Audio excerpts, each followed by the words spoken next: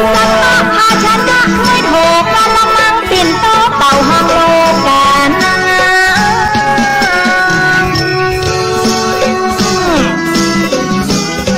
แป้งสบู่แชมพูโลชั่นยาสีฟันกันแว่นตันมีผ้าตุ้มผ้าตอหม้อเก่งหม้อนึ่งค่อยหวานให้ซึ้งกะลิวทับทีนี้ท่านมีของใจดีๆลูกซื้อมาใส่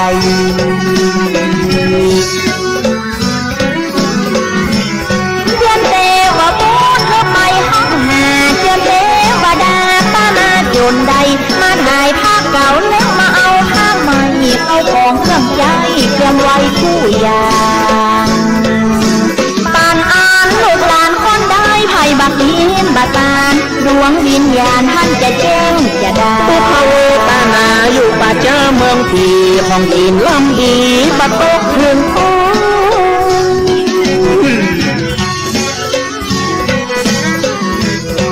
เส้นทุกเห็นลำร้องให้ห้องบ่ได้กินยังเข้าห้องระมานหาลูกหลานตานเป้ารอรับผ่านเข้าตัวเจ้า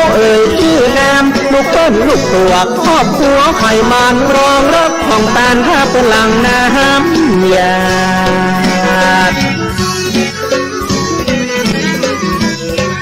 ลูกให้ลูกไปอยู่นายตาผัวบัลเหลือใหญ่จะได้ตัดขาดพ่อแม่ตกทุกข์กระทำลำบากใส่กิ่วหิวยากมาได้กินกับเปิ้ลมองดูเป็นเพศเป็นทีซ้ำบะมีจื้อตัวนางน้ำตาญัวควันไข้หัวเข้าใส่หัวตอนงอนสิลูกได้ทำขอเป็นสะเปาคำนำข้ามแม่นา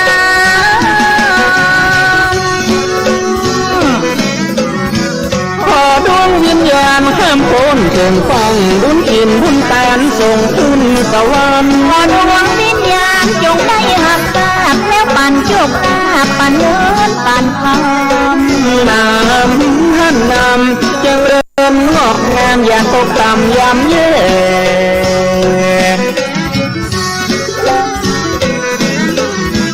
เดือน12เป็นวันปล่อยผีสืบประเพณีมีมาเก่าเก่ขอลูกทุกคนอย่าลืมพ่อกับแม่พระคุณสูงแท้ยังตึงบัดเต้าบุญนี้ขอทุกท่านสุขสวัสดียันที่พันนี้ขอจบเก้าอี้ก่อนวางสอ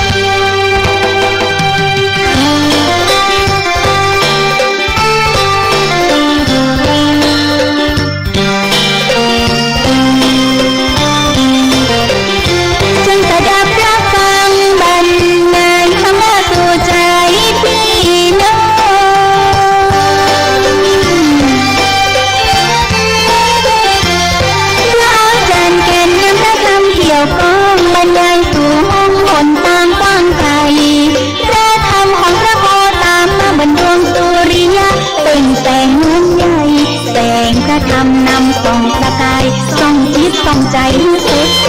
สว่าง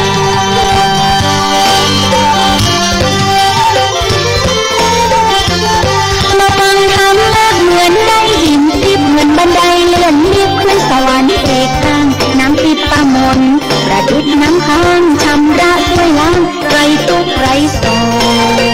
กดีงามพระอาจารย์แก่นมาสนทนาธรรมตนอุปธรรมนำพระธรรมเผยแผ่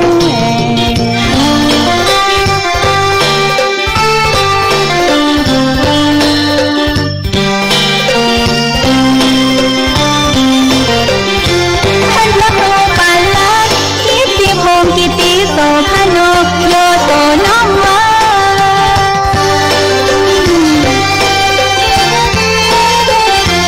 วัดสันพยอมจังหวัดเชียงใหม่อำเภอสันทรายขอไว้ทุนใจ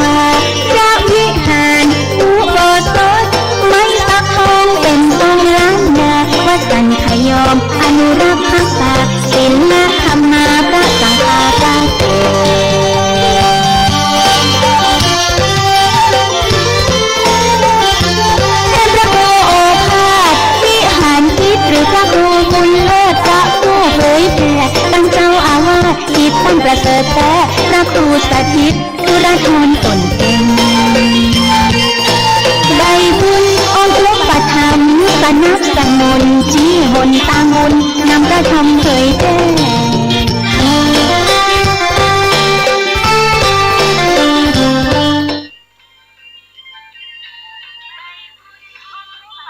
แสงทองส่องธรรมแสงงามในยามเช้าแสงอาทิตย์เจ้าเช้ายังสดใสแสงทองส่องห้องหัวใจแสงอะไรไม่เท่าเจ้าแสงธรรมธรรมะสู่ใจในวันนี้ดวงชีวีย่อมมีที่สดใสธรรมะขจัดขัดเกลาใจอยู่ที่ไหน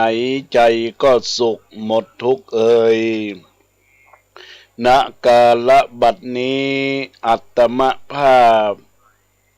พระครูปรัตกิติพงศ์กิติโสพโนวัดสันขยอมจะเข้าสู่รายการธรรมะสู่ใจฟังแล้วจักได้สุขคิดแม้น้อยนิดก็ยังดีฟังแล้วก่อนไกลจะได้สุขขีสาระดีๆมีมาเตรียมแท่งฟังแล้วฟังแหมเฮ่อหูส่องแจ้งดุดดังแสงจันทร์ส่องฟ้าส่องล่าสดใสได้ทุกระยะแม้มีเมฆฟ้าปามัวทำดีและชั่วต่างอยู่กับตัวจะคุณจะมัวไต่ตรองหือใดจะขาวจะดำจะตกต่ำไต้ก็อยู่ที่ตัวนั้นกระทำจะมดจะใสในห่วง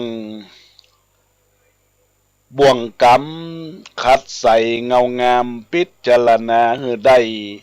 พิจารณาหือได้กราบนมัสการถวายความเคารพหลวงพ่อท่านพระครูสมุวิชวัตรวรกิจโจท่านผู้อำนวยการขึ้นวิทยุ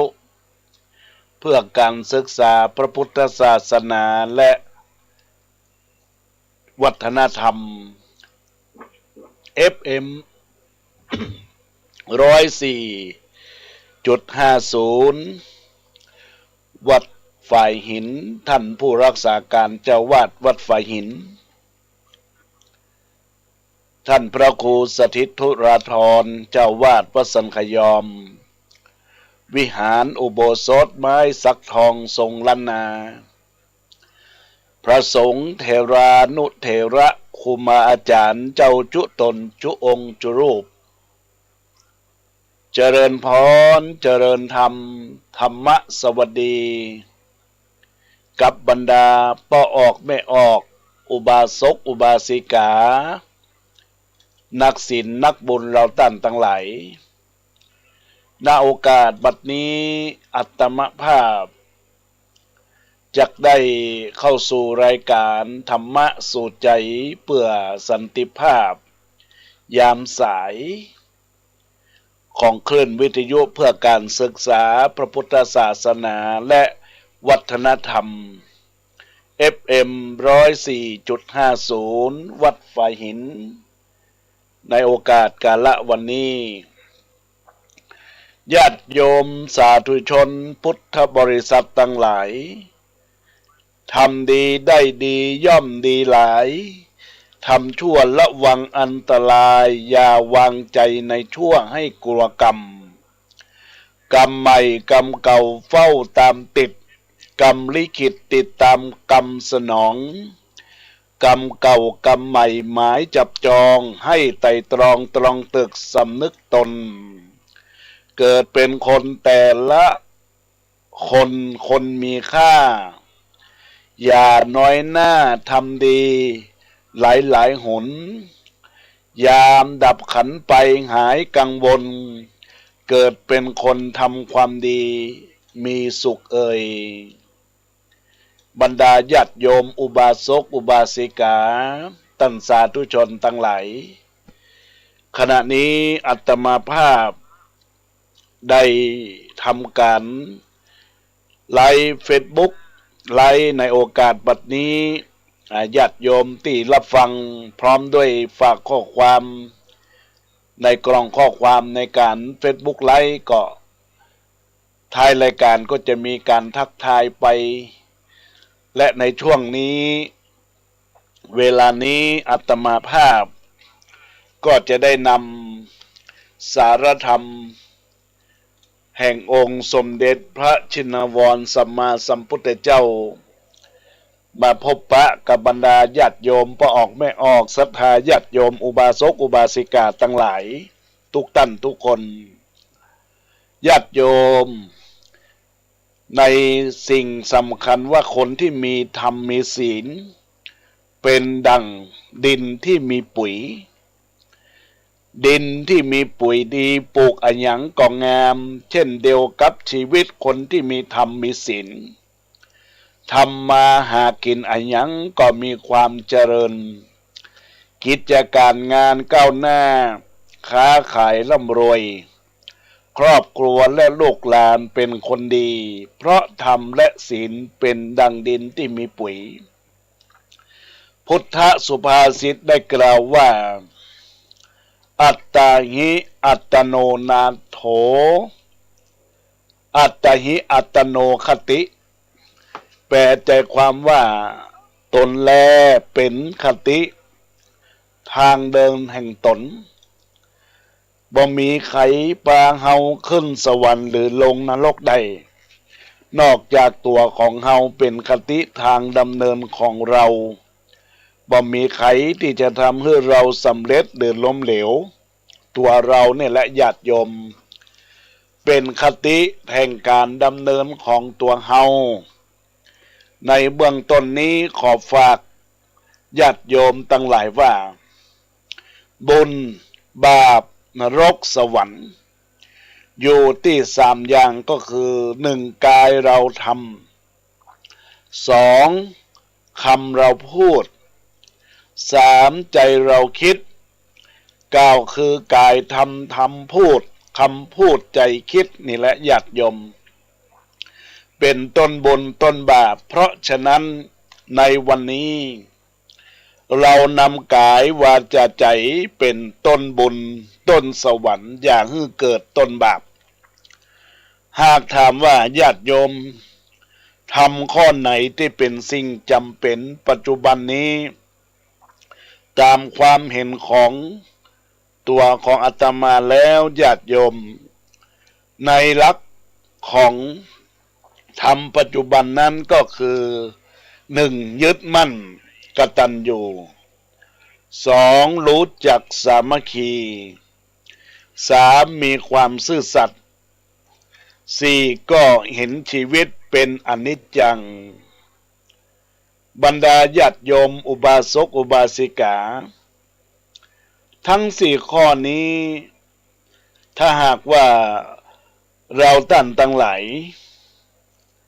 จำเป็นอย่างมากที่จะต้องเร่งให้มีในสังคมให้ได้ธรรมะของพระพุทธเจ้ามีตึงมดตึงมวล84,000ปันพระธรรมขันธ์นี่ก็มีความกตัญญูกตเวทีเป็นที่หนึ่งเท่าเราขาดความกตัญญูอย่างเดียวแม้จะเป็นผู้รักผู้ใหญ่ชีวิตก็บ่เจริญญาติโยมทั้งหลายขึ้นต้นรายการอาตมาภาพได้หยิบยกข้าวห้ำดนตรีกำซอล้านนามาเป็นธรรมทานวิทยาทานของจันทิพย์จำตองพันนีแม่แต่งเปิ้นสอเจิญวิญญาณ12เป็งเป็นช่วงเทศกาลที่ว่าจะต้องตามหาผู้ถึงแก่กรรมอันเป็นบรรพบุรุษอันเป็นพ่อแม่ปู่ย่าตายายสิ่งสำคัญแล้วญาติโยมทั้งหลายเรียกว่าเป็นเดือนแห่ง การสร้างบุญการสร้างกุศลในญาติโยมและท่านทั้งหลายโดยการที่ว่าเราได้ตอบแทนสืบแทนบ้านจองหอเฮือนที่อยู่ที่อาศัยของเปิ้นก็ดีเฮามีพ่อเฮามีแม่พ่อแม่เฮาเสี่ยงบุญไปบ้านจองที่เฮาอยู่ก็ดีไร่นาป่าตางที่เฮาคอยพัฒนาคอยปลูกพืชสวนครัวใน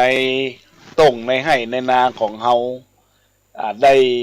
เก็บเกี่ยวพืชพันธุ์ธัญญาหารแล้วมาเป็นเมล็ด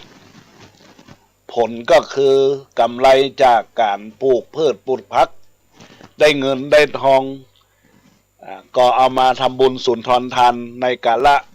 เพื่อเป็นการแสดงความกตัญญูกตเวทิตาธรรมในห่วงเทศกาลเดือน12 เพ็งเดือน12 เพ็งในญาติโยมและท่านทั้งหลายเพิ่นก็กล่าวว่าในขุมนรกอเวจีเฮาก็บ่เคยไปในญาติโยมแต่เป็นสิ่งสำคัญในหลักทางพุทธศาสนาที่ได้เขียนไว้ในพระไตรปิฎกว่าคนที่ตกมรณรกอเวจีผิดศีลผิดธรรมฆ่าสัตว์ตัดรอนสัตว์หรือลักทรัพย์ขโมยเอาของตัวเองผู้อื่นมาเป็นของตัวเฮาแล้วก็พูดปดมดเท็จแล้วโดยเฉพาะเล่นจู้สู่ชายสมสู่กันตลอดถึงรวมไปถึงอบายภูมิอบายมุขต่างๆในศีลข้อ5ทั้ง5ข้อในญาติโยมผิดอันใดอันหนึ่งไปมันก็เป็นบาปติดตัวเฮาไปเรื่อยโดยมามีวันเสี่ยงถ้าหากว่าเฮาใจเฮาบ่สร้างบุญใจเฮาบ่ตกยังบุญเนี่ยมันก็จะมีแต่ความบาปติดตัวเฮาชั่วต่อไปมันก็ต้องไปตกนรกขุมอเวจีแต่เฮาบ่ฮู้เฮาเป็นมนุษย์ปุถุชนนี่เฮาอย่าบ่ฮู้ในญาติโยมว่าคนที่ตายไปอันเป็นพ่อเป็นแม่เพิ่นจะไปอยู่ภพภูมิไหนก็บ่ฮู้นรกขุมไหนเฮาก็บ่ฮู้แต่เพื่อความสบายใจเฮาจะต้องสร้างสมบุญตานในเทศกาลเดือน12 เพ็งที่จะมาจุจอดรอดถึงในวันที่10 กันยายนรวมไปถึงปุ่นถึงวันที่25เพิ่นจะปิดประตูไผที่ยังบ่ได้กินได้ตามเพิ่นก็จะฮื้อกินฮื้อตามไปจนสุดเดือนเนี่ยญาติโยมดังนั้นการฮื้อตามอุทิศไปหาพ่อแม่นั้นก็คือความกตัญญูกตเวทิตาธรรมแล้วก็เป็นการสร้างความกตัญญูต่อในฐานะที่เราเป็นลูกในญาติโยมเป็นเรื่องธรรมดาที่ว่าสักวันหนึ่งเราจะต้องเสียคนที่เรารักและเสียของที่ห่วงไปจงอย่าเชื่อใจเกินเหตุอย่าเสียใจเกินเหตุเพราะสิ่งเหล่านี้บ่ได้เกิดมากับเฮาต้นบุญที่พ่อแม่ฮื้อมามีร่างกายและ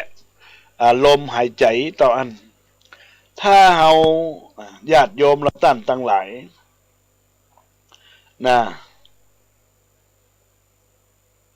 ถ้าเฮามีความสุขทุกที่ที่มีลมหายใจญาติโยมและท่านทั้งหลายเพราะสิ่งเหล่านี้บ่ได้เกิดมากับตัวเราต้นทุนที่พ่อแม่ฮื้อมามีเพียงร่างกายและลมหายใจต่ออันถ้าฮื้อเฮามีความสุขทุกที่ที่มีในส่วนของลมหายใจก็เป็นสิ่งที่เราตั้งทั้งหลายความสุขทุกที่มีลมหายใจเพราะฉะนั้นพ่อแม่มอบร่างกายและลมหายใจที่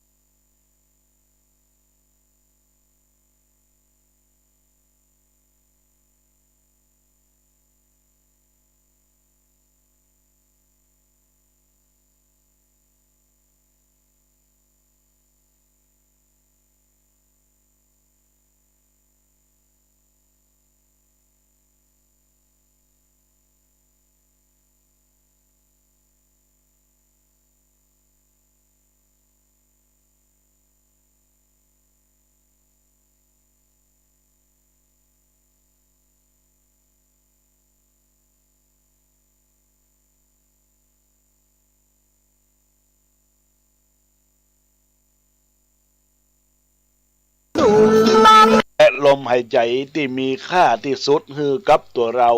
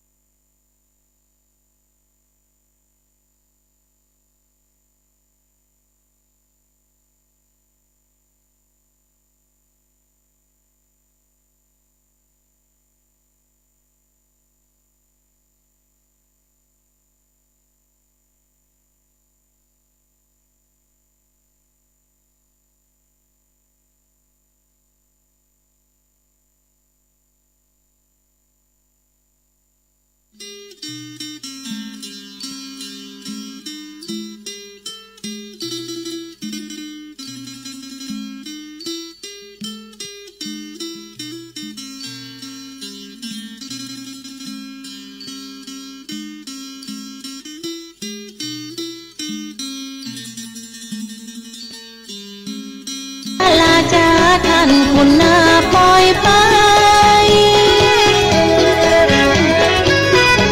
ปล่อยเพศขึ้นเมื่อมองมันเหลือภัยเมื่อปีกคืนไปในจองห้องให้รับของกินทานจากวงวานปีน้องจะตาเปจ้าบาปพลาดทุกครั้งวิห้องเสียงดังยังแดนต่ำใจนรกกับภูมิไฟสูมเดือดไหมวิบากเป็นใบกำไพเวนมันว่าหวังว่าฮับสำหรับจังหันญาติวงวานบ้านเหนือบ้านใต้หมู่พี่เพศสอดซอกเลาะหาตามป้อมไม้วิญญาณของแม่แวะมาหาลูกหลานมารับของกินตาลข้าวหวานเสื้อผ้าลูกแม่อยู่ไหนจะได้มาจ้าแม่มานั่งท่าตั้งแต่เจ้าก่อนงานทรมานอยากทุกข์พลาดทุกข์ก็ตากเหนื่อยตั้งแต่ตายวางไว้ยังบ่ได้กินข้าวบ่มีไผต้านหามาเมินแต่เรายืนท่าแจ้งวัดอัตคัดหัวใจลูกแม่มีไหนแม่บ่ได้กินข้าวแม่เฝ้าขอหาตั้งแต่ตาเจ้าพระทรงองค์เจ้าหยาดน้ำไม้ตาเอาป่าและจิ้นทั้งสิ้นของหวานแม่ยังบ่หันของตาลสักหน่อยแม่เฝ้าขอหาน้ำตาแม่ปอยหมู่เพื่อนมาด้วยกันปันยังได้เข้าของได้แต่ยืนมองน้ำตาน้องใบหน้า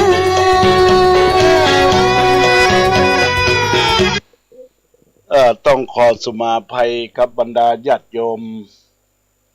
อุบาสกอุบาสิกาตัวเนอญาติโยมทั้งหลายระบบเสียงในการส่งไปยังคลื่นสถานีวิทยุได้หยุดชะงักไปเนื่องจากว่าไฟฟ้าได้ดับไปครู่หนึ่งแล้วก็ญาติโยมทั้งหลายที่กำลังรับฟังอยู่ใน Facebook ไลฟ์ ก็สะดุดไปตั้งขึ้นวิทยุก็สะดุดไป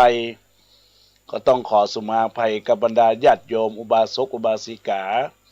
ตอนนี้ก็คงจะเป็นปกติแล้วตะกี้นั้นได้อูถึงในเรื่องของธรรมดา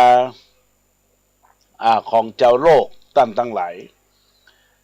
ที่เรียกว่าสักวันหนึ่งเราจะต้องสูญเสียบุคคลอันเป็นที่รักสูญเสียคนที่เราห่วงใยแล้วก็ความเสียใจนะญาติโยมจะไปเสียใจเกินเหตุเพราะสิ่งเหล่านี้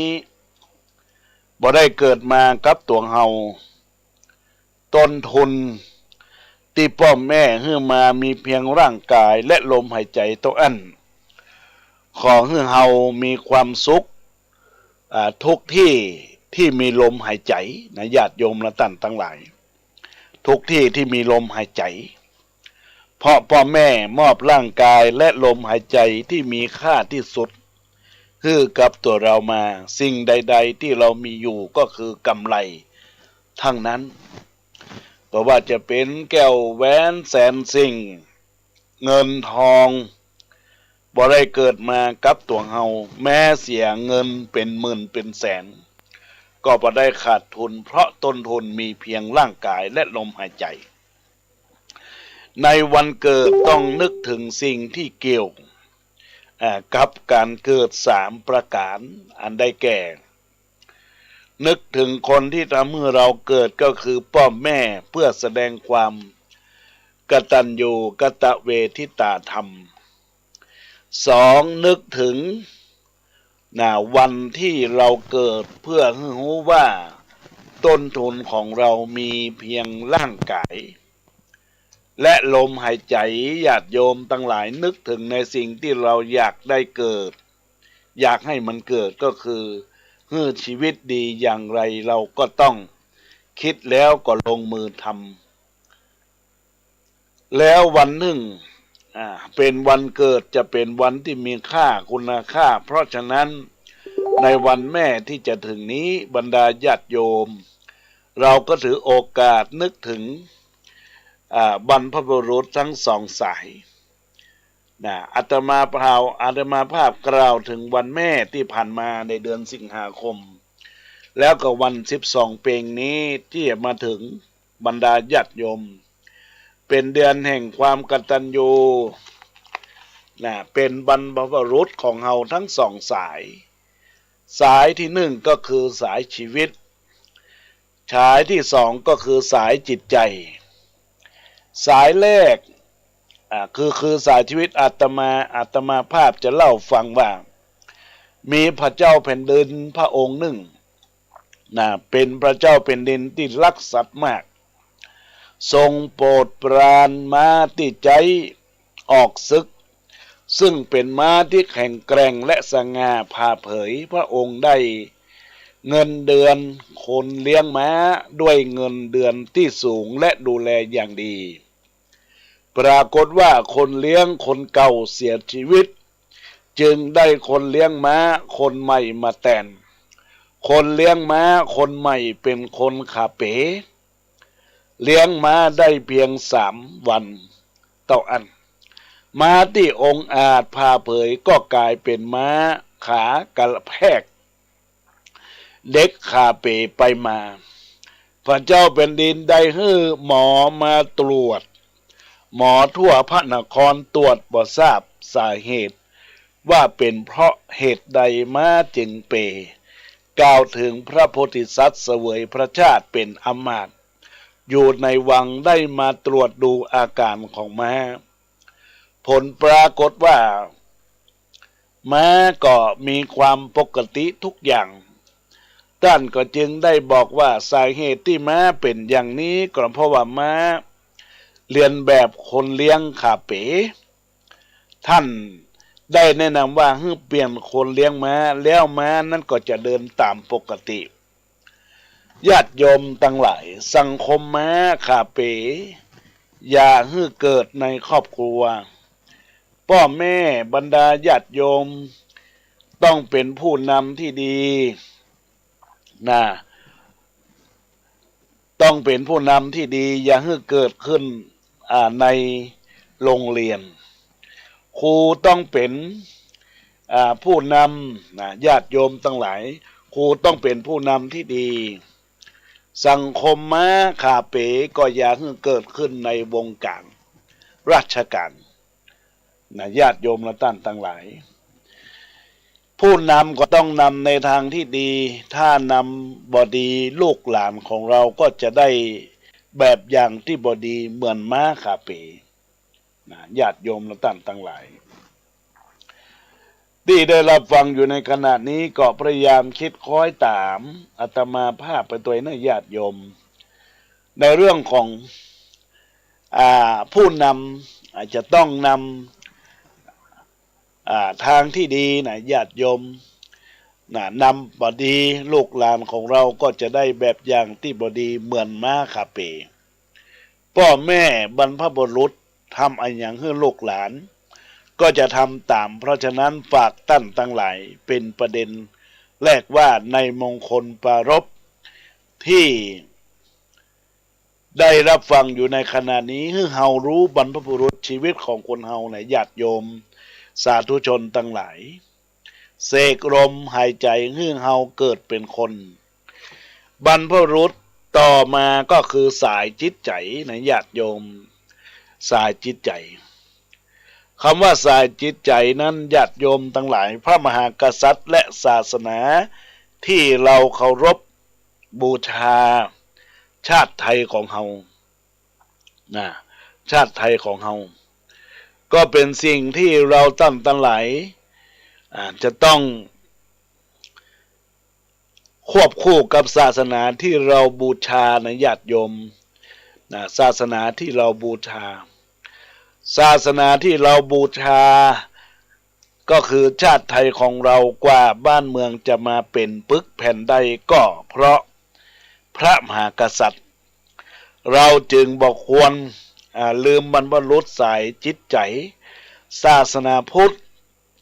กับกษัตริย์แยกกันบ่ออกแยกกันบ่ออกบ้านใดเมืองใดถ้าพระมหากษัตริย์รุ่งเรืองศาสนาพุทธก็เจริญหากกษัตริย์ล้มพุทธก็จะล้มสลายไป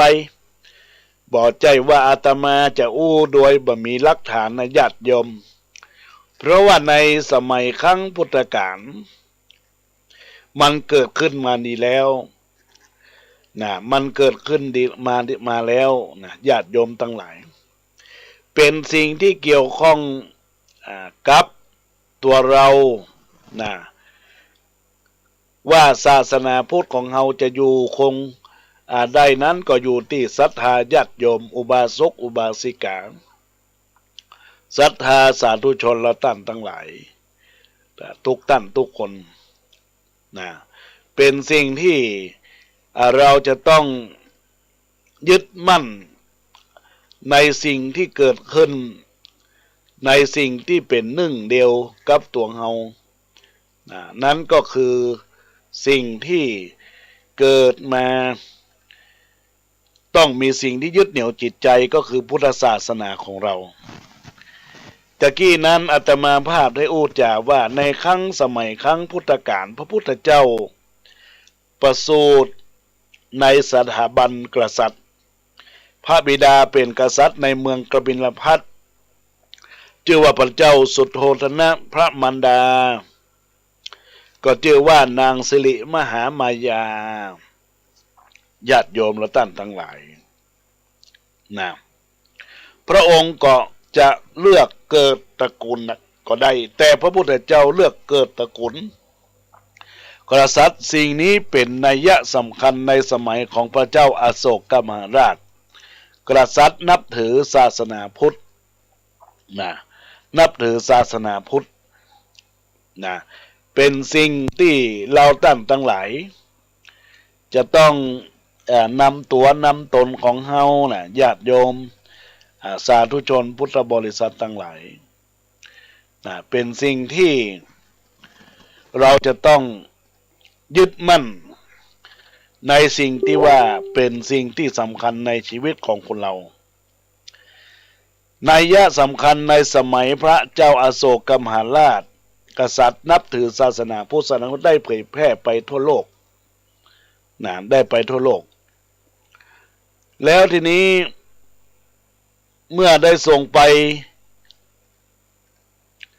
ทั่วโลกแล้วญาติโยมและท่านทั้งหลาย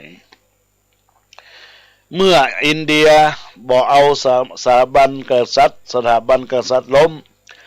ศาสนาพุทธก็ล้มเช่นเดียวกันปัจจุบันนี้ประเทศไทยมีสถาบันมหากษัตริย์คุ้มครองพระพุทธศาสนาจึงเป็นศูนย์กลางศาสนาแห่งโลกคุณโยมจำคำพระเอาไว้คือดีว่ากษัตริย์ล้มพุทธก็ล้มเพราะประวัติศาสตร์ได้บอกเอาไว้แล้วฉะนั้นฝากคุณโยมไว้ว่าบรรพบุรุษสายจิตใจกษัตริย์และพระพุทธศาสนาต้องเป็นสิ่งที่คู่กันญาติโยมทั้งหลายอย่างนี้ประเด็นนี้ก็ต่อไปนี้ท่านทั้งหลายหลักสำคัญแล้วนะญาติโยมและท่านทั้งหลายหลักสำคัญแล้วในส่วนของหลักชีวิตสามงามแท้อันได้แก่หลักบ้าน2หลักเมือง3หลักชีวิตจิตใจหลักบ้านต้องรุ่งเรืองก็คือครอบครัวต้องมีความอบอุ่นหลักเมืองต้องศักดิ์สิทธิ์คือพระมหากษัตริย์ญาติโยมและท่านทั้งหลายต้องมีความซื่อสัตย์ต้องมีความซื่อสัตย์สุจริตแล้วก็ต้องถือเป็นเรื่องศักดิ์สิทธิ์และก็หลักชีวิตจิตใจก็คือศาสนาต้องสะอาดสว่างสงบถ้ามีหลักทั้ง3นี้ชีวิตก็จะประสบแต่ความสุขความเจริญในวันสำคัญแห่งความกตัญญูนะญาติโยมก็เรียกว่าวันแม่แห่งชาติวันกตัญญูในหลักธรรมพุทธศาสนาก็คือวันอุทิศเดือน12เพ็งก็จะมาถึงบรรดาญาติโยมเนื่องจากว่าพ่อแม่นั้นได้เลี้ยงลูกว่าเมื่อเล็กๆน้อยๆต้องปลูกฝังเมื่อมีความทุกข์ก็ต้องปลอบประกอบไปด้วยกรรมชั่วต้องปราบกิริยาวาจาหยาบต้องปรามลูกทำดีงามต้องปลื้มแม้ลูกลืมบุญคุณก็ต้องปรงเด็กสมัยนี้นะญาติโยมเป็นเด็กสมัยเทคโนโลยีนิยมเชื่อเปื้อนมากกว่าพ่อกว่าแม่นะญาติโยมทั้งหลายแต่ทั้งนี้ก็อยู่ที่พ่อแม่ด้วยว่านำหลักศาสนาไปฮื้อเขาได้อย่างไรไปฮื้อในบ้านได้อย่างไรชีวิตที่ดีต้องมีทั้งธุรกิจศาสนกิจกล่าวคือธุรกิจหาเงินหาเงินมาเลี้ยงกายญาติโยมและท่านทั้งหลายหาเงินมาเลี้ยงกายนี่นะเป็นสิ่งที่จะต้องกระทำทุกวันแต่แล้วญาติโยมทั้งหลายการมาเลี้ยงกายส่วนศาสนกิจหลักชีวิตหรือมีจิตใจหากผู้ใดมีแต่ธุรกิจทำงานหาเงินอย่างเดียวบ่เอาศาสนกิจเรียกว่าเป็นปริโอทางวิญญาณ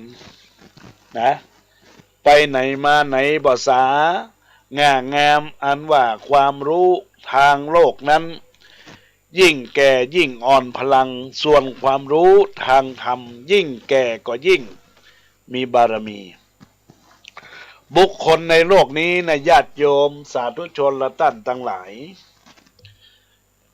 แบ่งไว้อยู่3ประเภทนะญาติโยม ประเภทที่หนึ่งก็คือคนตาบอดสองข้างหมายถึงว่าคนที่มีความรู้ทางโลกไม่เอาความรู้ทางธรรมก็ไม่สนเป็นคนที่มันมีความสนใจสิ่งใดคนประเภทนี้ก็เรียกว่าอันทะจักษุตาบอดทั้งสองข้างชีวิตก็มีแต่ความมืดมนสองคนตาดีหนึ่งข้างตาบอดหนึ่งข้างก็คือคนที่มีความรู้ทางโลกสูงแต่ความรู้ทางธรรมบ่สนใจคนประเภทนี้ก็เอกจักษุในญาติโยมประการที่สามคนตาดีทั้งสองข้างก็หมายถึงคนที่มีความรู้พร้อมทั้งทางโลกและทางธรรมคนประเภทนี้ก็เรียกว่าทวิจักษุในญาติโยมสามอย่างนี้ญาติโยมจะเรียกอะไรญาติโยมทั้งหลายนะจะเลือกอะไรญาติโยมถ้าเรียกอันทะจักษุก็คนที่ตาบอดสองข้างคนตาดีหนึ่งข้างตาบอดหนึ่งข้างก็เรียกว่าเอกจักษุจักขุคนตาดีทั้งสองข้างก็เรียกว่าทวิจักษุแต่อาตมาภาพเรียกอันที่สามนะญาติโยมนะต้องรู้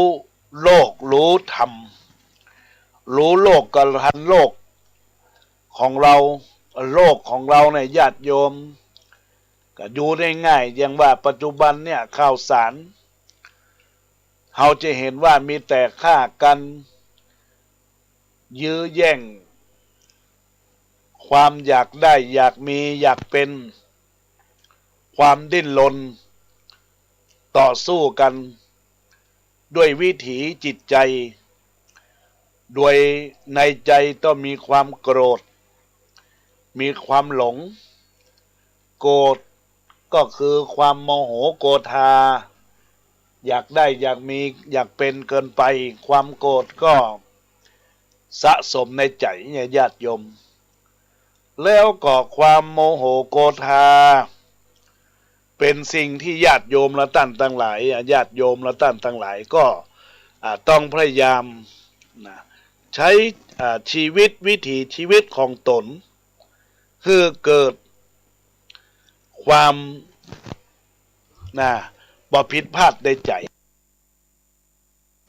ความบ่ผิดพลาดในใจก็ลงในใจลงตัวลงตนลงในใจลงอันว่ามีเงินมากก็จะมีความสุขในญาติโยมมีเงินน้อยจะมีความทุกข์แต่แล้วญาติโยมอาตมาภาพก็จะหยิบยกเอาเรื่องทั้งสามอย่างเนี่ยว่าโลกกายโลกจิตใจเนี่ยและโลกเวรกรรมโลกกายรักษาด้วยยาโลกจิตใจรักษาด้วยธรรมโลกเวรโลกกรรมรักษาด้วยบุญศลเพราะฉะนั้นความโกรธเราจะโกรธอย่างใดเราก็ต้องอยู่ที่จิตใจเราความโมโหโกธาถ้ามันโมโหโกธาไปมันก็จะเป็นกรรมเป็นเวรนะญาติโยม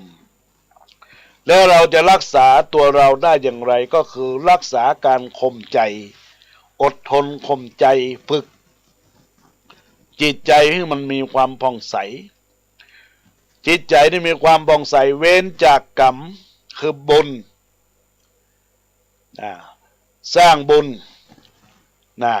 เว้นจากการสร้างบาปกรรมตัวเฮานี่นะญาติโยมทั้งหลายนะเฮาสร้างบุญดีบุญมันก็เพิ่มพูนในตัวตนถ้าสร้างแต่บาปมันก็ติดตัวเฮาไปทุกภพทุกชาติด้วยมมีชีวิตที่จะสำเร็จอันอย่างไปเพราะว่าตัวเฮามีแต่บาปชีวิตเราก็จะมีความลำบากในญาติโยมชีวิตของเราในบางครั้งทำอันอย่างบ่สำเร็จอาจเป็นเพราะเรามีโรคจิตใจและโรคเวรกรรมที่ต้องแก้ด้วยธรรมะและคุณค่าความงามเป้าหมายชีวิตคือต้องเก่งต้องดีและอยู่กับผู้อื่นอย่างมีความสุขในสถานศึกษาก็ต้องสอนนักเรียนให้เป็นคนเก่งและเป็นคนที่มีคุณธรรมและในสถานศึกษาญาติโยมแต่มันมีครูคนไหนที่สอนให้เป็นเป็นคนดีได้เท่ากับพ่อแม่หรอกญาติโยมทั้งหลาย และไม่มีสิ่งไหนที่ความสุขแก่เราได้แก่เท่ากับศาสนาในเมืองไทยจึงมีคำว่าบวรญาติโยมบ้านวัดโรงเรียนบ้านให้ความดีวัดให้ความสุขโรงเรียนให้ความเก่งญาติโยมทั้งหลายถ้าหัวสมองดีแต่บ่ฮักดีก็เอาดีบ่ได้ฉะนั้นก็ถึงขอฝากไว้กับบรรดาญาติโยมท่านผู้ฟังทั้งหลายว่ามันมีครูคนไหนนะสอนให้เราเป็นคนดีได้เต้าพ่อแม่นะญาติโยมนะแล้วก็ประเด็นสำคัญที่สุดเราจะต้องมีศีลห้าอันนำไปสู่มนุษย์สมบัติที่เป็นมนุษย์เราควรที่จะมี5 ข้อ5 ข้อศีลมีความสุขศีลห้าเป็นเสน่ห์ของคนเป็นสมบัติที่มนุษย์ทุกคนต้องมีศีลข้อ 1ก็คือจะให้เรามีความอายุยืนนะญาติโยมศีลข้อ 2ก็ทำให้เราเป็นผู้มีเศรษฐกิจดีมีคนนับหน้าถือตาเคารพซึ่งกันและกันศีลข้อ 3ก็จะทำให้เราครอบครัวลูกหลานดีศีลข้อ 4ก็จะทำให้เรามีความจืดเสียงที่หน้าที่การงานเด่นศีลข้อ 5ก็มีความสุขภาพดีสุขภาพจิตใจดีแล้วบรรดาญาติโยมทั้งหลายก็ถามว่าอยากได้พรอันอย่างมากที่สุดโดยมากก็อยากได้อายุยืนเป็นเบื้องต้นถ้ามันมีอายุทุกอย่างก็สูญสลายเมื่อมีอายุแล้วก็มีทรัพย์มีทรัพย์แล้วก็ต้องมีบริวารลูกหลานดีบริวารดีแล้วก็ชื่อเสียงก็ต้องดังและมีการงานเด่นแล้วก็ต้องมีสุขภาพร่างกายสติปัญญาตัวทั้ง5ประการที่เกี่ยวข้องกับศีล5เป็นมนุษย์เป็นสมบัติเราจะต้องมีแล้วก็บรรดาญาติโยมทั้งหลายลองถามว่าตัวเฮาใน5 ข้อเราสามารถรักษาได้กี่ข้อบางคนก็อายุยืนแต่ทรัพย์บ่มีเพราะผิดศีลผิดธรรมบางคนก็มีทรัพย์ก็อายุสั้นเพราะผิดศีลผิดธรรมบางคนอายุยืนมีทรัพย์แต่ครอบครัวแตกแยกเพราะมีศีลข้อ 3บางคนก็อายุยืนมีทรัพย์ครอบครัวอบอุ่นแต่มีคนติฉินนินทาด้วยวิบากกรรมเรื่องวาจาเพราะศีลข้อ 5หรือบางคนก็มีความพร้อมทุกอย่างมีสุขภาพและสติปัญญาบดีเพราะผิดศีลข้อ 5ญาติโยมแม้ชาตินี้บอกเคยทำแต่กรรมเก่าไข่เล่ายังหูความบ่สมบูรณ์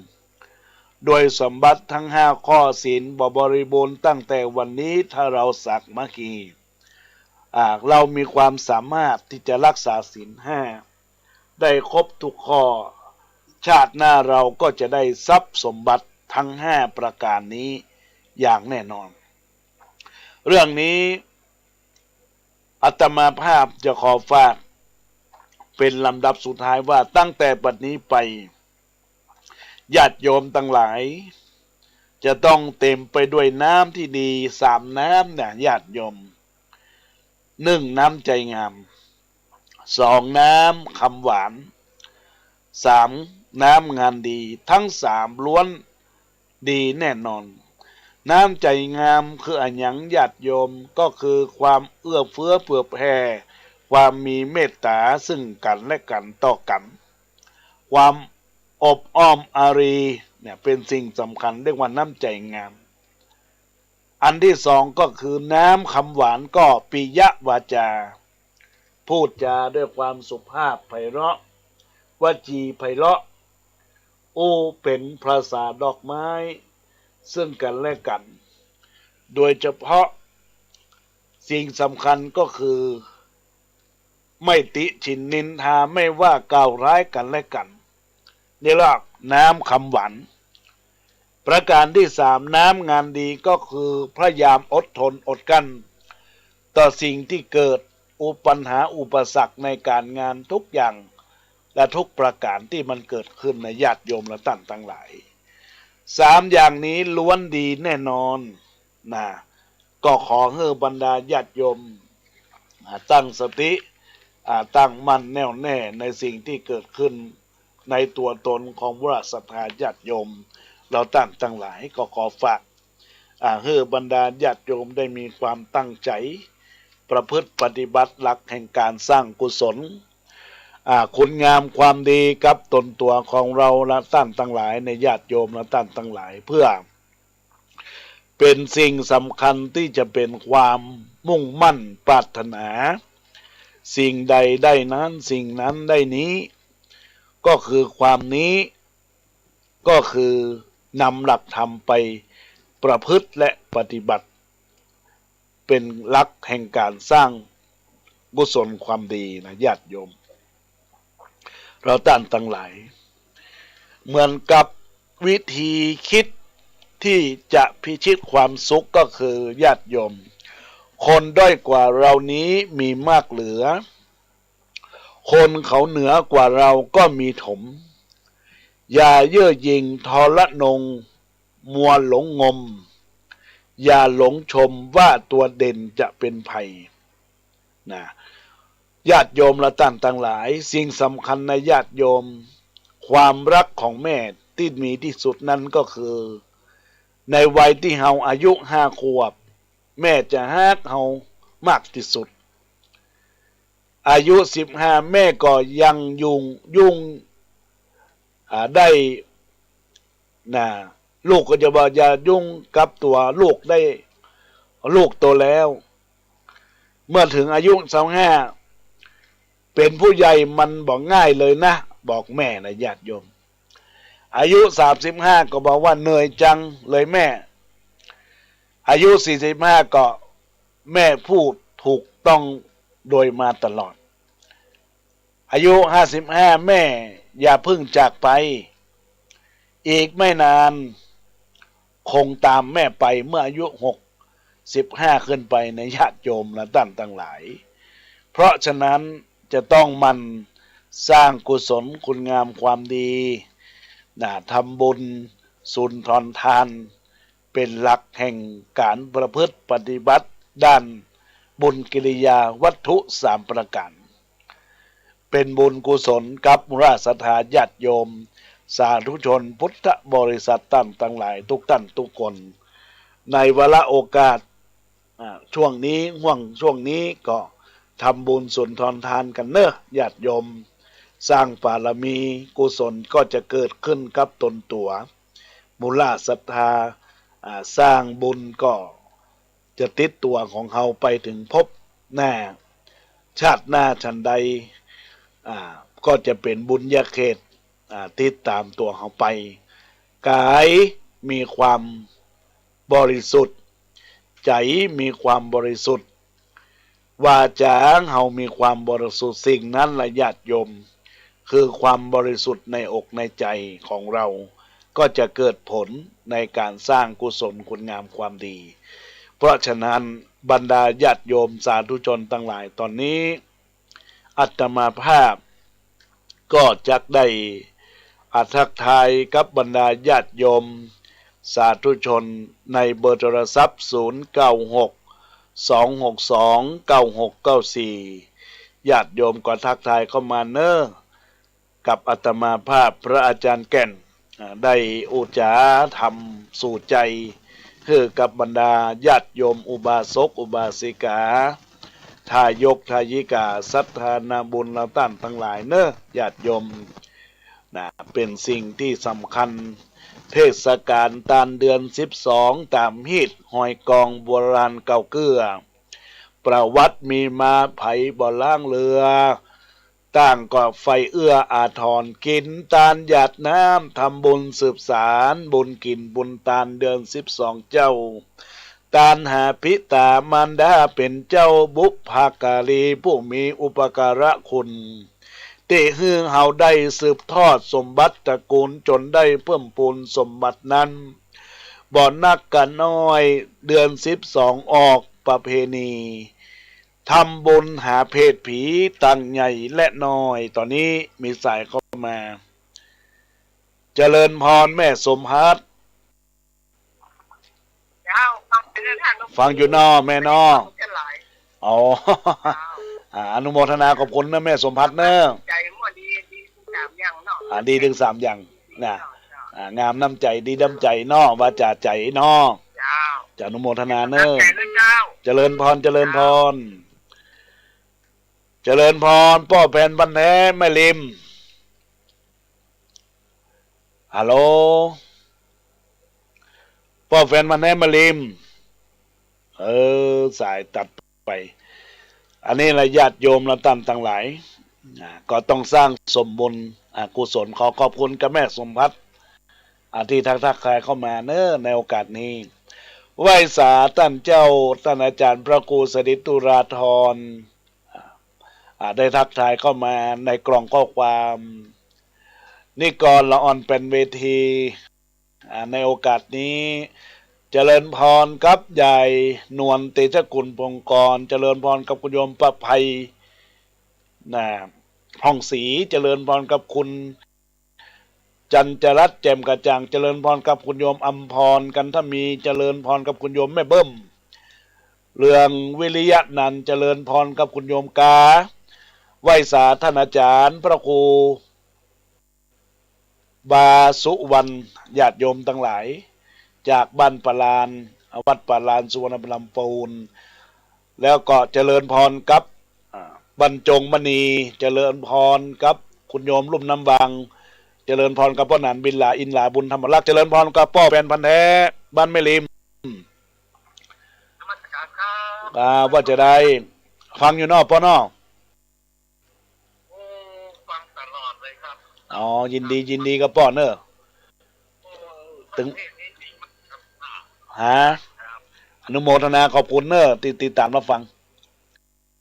โอ้มันกำลังใจท่านนะครับยินดีเนอะปอนเนอะเจริญพรเจริญพ่อพรพ่อแฟนพันแท้แม่ริม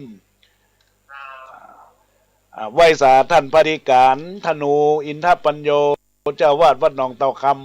ำได้ทักทายเข้ามาตอนนี้ก็คงจะเป็นการสุดท้ายแล้วเนอะเจริญพรกับแม่เล็กมูลเจริญพรกับคุณโยมคำอูได้ทักทายเข้ามาก็ขอลารายการให้ก่อนเนอร์วันนี้ข้าว12ได้บรรจบสกรรมเกาะสุมาภัยติดตามรายการในวันพฤหัสบดี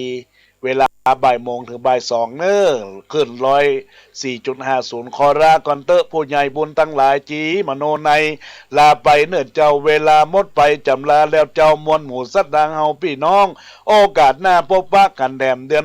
ออกเดือนแหนมพี่น้องพระกันร่วมห้องกองบุญฟังสารธรรมบุญกรรมนำโน้นปาระมีเพิ่มพูนทุกคนเนื้อเจ้าป้าละมีผู้บุญอยู่ดีมีตังร่ำรวยเนื้อเจ้าเพื่อได้บรรเทาเดือดร้อนรวยเฮงเต็